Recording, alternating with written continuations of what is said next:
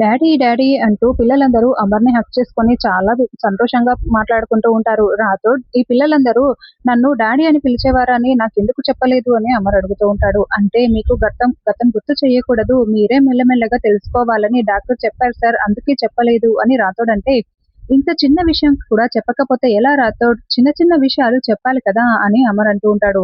మెల్లగా అన్ని విషయాలు మీకు గుర్తుకు చేస్తామండి అని భాగ్య అంటుంది. ఇప్పుడు చిన్న విషయాలే తెలుసుకుంటున్నాడు. రేపు పూర్తిగా గతమే గుర్తు చేసుకుంటాడు. ఈ మనోహరి పని అయిపోయినట్లే అని చెంబా అనుకుంటూ ఉంటుంది. ఇంతకీ నాకొక విషయం చెప్పండి. ఈ పిల్లలందరినీ కూడా ఏ ఆర్ఫన్ హోమ్ నుండి తీసుకొని వచ్చామో చెప్పండి అని అమర్ అంటూ ఉంటాడు. దాంతో భాగ్య చాలా బాధపడుతూ మౌనంగా ఉంటే, మదర్ తెరిసా ఆశ్రమం నుండి సార్ అని రాథోడ్ చెప్తాడు. ఈ పిల్లలందరికీ అమ్మా నాన్నలు ఎవరూ లేరా? ఎవరు వీళ్ళ అమ్మా నాన్నలు అని అమర్ అడుగుతూ ఉంటే, వాళ్ళే కనుక ఉంటే వీళ్ళు అనాథ శరణాలయంలో ఎందుకు ఉంటారు సార్ అని చెంబా అంటూ ఉంటుంది. అంటే అమ్మా నాన్నలు లేరా? నా అనే వాళ్ళే లేరా అని అమర్ అంటే, ఉన్నారు సార్. అమ్మా నాన్నలు ఎక్కడ ఉన్నారో వీళ్ళకి తెలియదు అని రాథోడ్ అంటాడు. వాళ్ళు ఎక్కడున్నా సరే కనిపెట్టి వాళ్ళకి వీళ్ళని అప్పచెప్పాలి రాథోడ్. అసలు అమ్మా నాన్నల ప్రేమ లేకపోతే జీవితం అస్సలు బాగుండదు. అసలు నేనెవరో 4, 5 రోజుల నుండి నాకే అర్థం కాక నేను ఎంత అయోమయంగా ఉన్నానో. అటువంటి పరిస్థితి వీళ్ళకి ఉండకూడదు. అమ్మా నాన్నల ప్రేమ దక్కాలి. వాళ్ళకి అప్పచెప్పాలి అని అమర్ చెప్తూ ఉంటే భాగ్య పిల్లలు టెన్షన్ పడుతూ వింటూ ఉంటారు. అప్పుడే మనోహరి గుమ్మం దగ్గర నిలబడి అంతా విని, అవునమ్మర్ నువ్వు కరెక్ట్ గా చెప్పావు. వీళ్ళ అమ్మా నాన్నల్ని ఎవరో కనిపెట్టి వీళ్ళని అప్పచెప్పేయాలి. నువ్వు చాలా గ్రేట్ అమర్. వీళ్ళని వాళ్ళకి అప్పచెప్పాలంటున్నావు చూడు.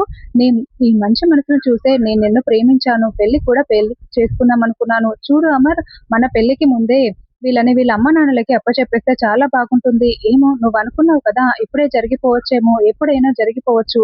వీళ్ళు వాళ్ళ అమ్మా నాన్నల్ని చేరుకోవచ్చు అని మనోహరి చెప్తూ ఉంటే, ఈ మనోహరి మళ్ళీ ఏదో ఎత్తు వేస్తోంది. శ్రీకారం చుట్టి వచ్చినట్లుంది అని రాథోడ్ అనుకుంటూ ఉంటాడు. గతం మర్చిపోయిన ఈయనతో మనోహరి ఏం కుట్ర చేస్తోంది అని బాగి ఆలోచిస్తూ ఉంటుంది. అలా అమర్ పిల్లలందరితో కూర్చొని మాట్లాడుకుంటూ ఉంటాడు.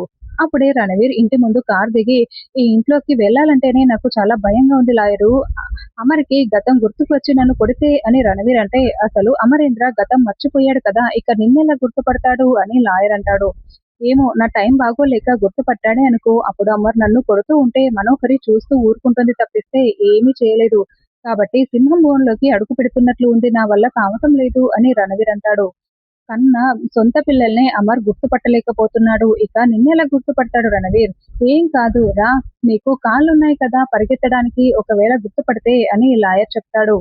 అంటే పరుగులు పెట్టి పారిపోమని చెప్తున్నావా? ఈ లోపలే నన్ను చంపేస్తాడు అని రణవీర్ అంటాడు. అలాంటిదేం జరగదు, నేను చెప్తున్నాను కదా రా అని లాయర్ అంటాడు. యాదమ్మ, ఈ రోజు పిల్లల కోసం ఏదైనా స్పెషల్ స్వీట్ తయారు చేయి అని అమర్ చెప్తుంటే, అలాగే అని యాదమ్మ అంటుంది. అప్పుడే రణవీర్ లాయర్ లోపలికి వస్తూ ఉండడంతో, ఇప్పుడేంటి ఈ రణవీర్ ఇలా వస్తున్నాడు అని బాగి టెన్షన్ పడుతూ ఉంటుంది. ఈ మనోహరి ఆ రణవీర్తో ఏదో ప్లాన్ చేసినట్లు ఉంది మిస్సమ్మ అని రాథోడ్ చెప్తూ ఉంటాడు. సింహం బోన్లోకి ఏనుగు పిల్ల డైరెక్ట్ గా ఇలా వచ్చేస్తుందేంటి అని చెంబా అనుకుంటూ ఉంటుంది. హాయ్ అమర్ అని షేక్ హ్యాండ్ ఇస్తూ ఉంటే, మీరెవరు అని అమర్ అడుగుతూ ఉంటాడు. ఇంకా నా పేరు రణవీర్. మీరు నాకు చాలా బాగా తెలుసు అని రణవీర్ చెప్పగానే, రణవీర్ తో కలిసిన సంఘటనలన్నీ కూడా అమర్ కళ్ళ ముందు కనిపిస్తున్నట్లు మనకి చూపిస్తూ ఉంటారు. అదేంటి అమర్ ఇలా చూస్తున్నాడు? కొంపతీసి రణవీర్ ని గుర్తు పట్టేశాడా? అలాగైతే పీక పట్టుకొని పిసికి చంపేస్తాడు అని మనోహరి అనుకుంటూ ఉంటుంది. ఏంటమర్ అలా చూస్తున్నావు? గతం గుర్తుకు వచ్చిందా అని మనోహరి అంటే, లేదు మనోహరి, ఎంత ఆలోచించినా ఇతనెవరో నాకు గుర్తు రావడం లేదు అని అమర్ అంటాడు. డోంట్ వరీ అమరేంద్ర, వచ్చిన పని స్ట్రైట్ గా నేను చెప్పేస్తాను అని రణవీర్ అంటాడు. ఇదిగో మనోహరి, ఇప్పుడు రణవీర్ ని ఎందుకు పిలిపించావు అని బాగి నిలదీస్తూ ఉంటుంది. కేర్ టేకర్ గా మాత్రమే ఉండు, ఇంటి మనిషిగా ఫీల్ అయిపోకు అని మనోహరి వార్నింగ్ ఇస్తుంది. సార్కి ఇష్టం లేని వాళ్ళని ఎందుకు పిలిపించారండి అని రాథోడ్ గట్టిగా అరుస్తూ ఉంటే, డ్రైవర్ గా ఉండు అని మనోహరి వార్నింగ్ ఇస్తుంది. నాకిష్టం లేదా అని అమర్ అంటే, వాళ్ళేదో చెప్తున్నారు అమర్, నువ్వు పట్టించుకోకు. రణవీర్, నువ్వు వచ్చిన పనేంటో చెప్పు అని మనోహరి అంటుంది. ఏం లేదు అమర్, నా కూతురు కోసం వచ్చాను. నా కూతుర్ని అప్పచెప్తే నేను తీసుకొని వెళ్ళిపోతాను. నా కూతుర్ని నాకు అప్పచెప్పు అమర్ అని రణవీర్ అంటాడు. నీ కూతురు నా దగ్గర ఉందా అని అమర్ అంటాడు. అవునని రణవీర్ అంటే, ఎవరు అని అమర్ అంటాడు. అంజునే నా కూతురని రణవీర్ చూపిస్తూ ఉంటాడు. ఇక అందరూ టెన్షన్ పడుతూ ఉంటారు. ఏంటి అంజు నీ కూతురా? మరి నా దగ్గర ఎందుకుంది అని అమర్ అడుగుతూ ఉంటాడు. అవునమర్, కొన్ని కారణాల వల్ల రణవీర్ అతని భార్య ఇద్దరు విడిపోయారు. వాళ్ళకు పుట్టిన బిడ్డని ఆర్ఫన్ లో వదిలేశారు. ఆ పిల్లనే మనం తీసుకొచ్చుకొని పెంచుకుంటున్నాము. ఆ పిల్లే ఈ అంచు పాప అని మనోహరి చెప్తూ ఉంటుంది. ఇన్నాళ్ళు నా పాప ఎక్కడ ఉందో నాకు తెలియదు అమరేంద్ర. ఇదిగో ఈ మనోహరి పుణ్యమాని నా కూతురు నీ దగ్గర ఉందన్న విషయం తెలిసింది. నా కూతుర్ని నాకు ఇచ్చేస్తే తీసుకెళ్లిపోతాను అమరేంద్ర ప్లీజ్ అని రణవీర్ అంటూ ఉంటాడు.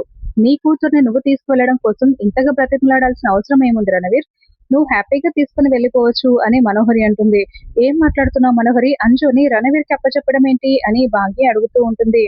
ఏదో నీ కూతుర్ని అప్పచెప్తున్నట్లు మాట్లాడుతున్నావేంటి అని మనోహరి అంటుంది. ఏం మాట్లాడుతున్నారండి అసలు? రణవీర్ అని రాథోడ్ అరుస్తూ ఉంటే, చూడు పని వాళ్ళలాగా ఉంటే బాగుంటుంది అని నీకు ఇందాకే చెప్పాను అమర్. నువ్వు ఇందాక పిల్లలు తల్లిదండ్రుల దగ్గర ఉంటేనే రక్షణ ప్రేమ ఉంటాయని నువ్వే చెప్పావు కదా. ఇప్పుడు తండ్రికి అప్పచెప్పేసేయ్ అని మనోహరి అంటుంది. నా కూతురు అంచుని నువ్వు కళ్ళల్లో పెట్టుకుని చూసుకున్నావని మనోహరి చెప్పింది అమరేంద్ర. ఇప్పుడు నా కూతుర్ని నాకు అప్పచెప్తే నేను కళ్ళల్లో పెట్టుకుని చూసుకుంటాను. ప్లీజ్ ఇచ్చేసేయ్ అని దండం పెడుతూ రణవీర్ అడుగుతూ ఉంటాడు.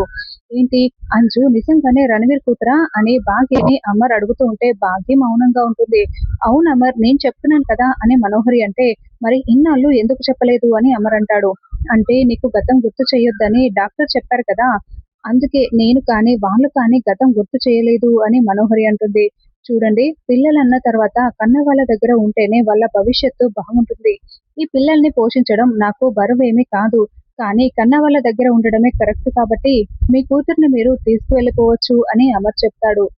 Thank you Amar, thank you so much. ఈ రోజే నా కూతురు అంచుని తీసుకువెళ్ళిపోతాను అని రణవీర్ చాలా చాలా సంతోషపడుతూ అమర్ చేతులు పట్టుకొని చెప్తూ ఉంటాడు.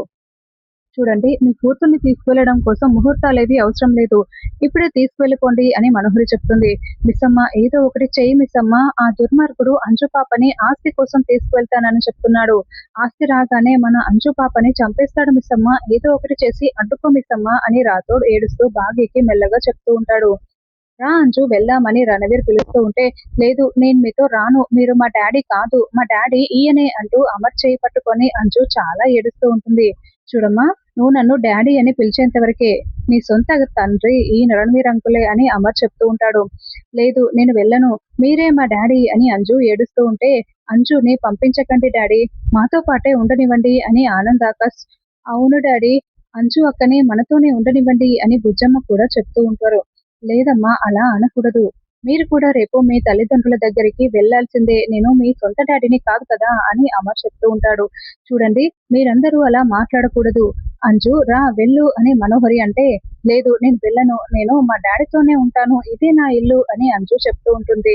అంజు ఇలా రా అంటూ మనోహరి అంజుని దగ్గరికి తీసుకుని, ఏంటి ఎక్స్ట్రా చేస్తున్నావు? ఎక్కువ మాట్లాడావంటే మెడ పట్టుకుని పిసికి పడేస్తాను, చంపేస్తాను జాగ్రత్త అని మెల్లగా వార్నింగ్ ఇస్తూ ఉంటుంది. మిస్సమ్మ నన్ను కాపాడు మిస్సమ్మ అంటూ భాగ్యని అంజు హక్ చేసుకుని ఏడుస్తూ ఉంటుంది.